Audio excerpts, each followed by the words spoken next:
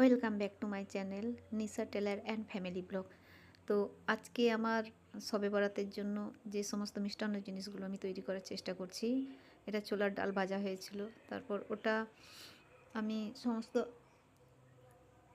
যে সমস্ত মশলাগুলো দেবো সেগুলো দিয়ে আমি ওটা তৈরি করেছি। তারপর এটা সুজির হালুয়া হবে, ওটা ছোলার হালুয়া হওয়ার জন্য ওটা রেডি করেছিলাম।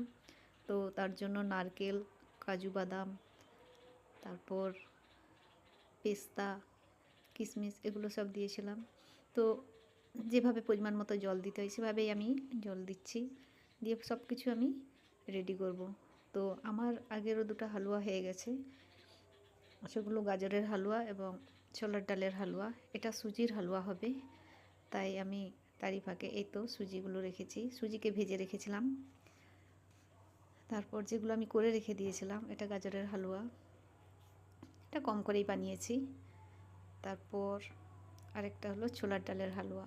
এই হালুয়াটা তৈরি হয়ে গেছে, আমি রেডি করে রেখেছি, পিস পিস করা হয়নি, তো ওটা আমি করে দেব।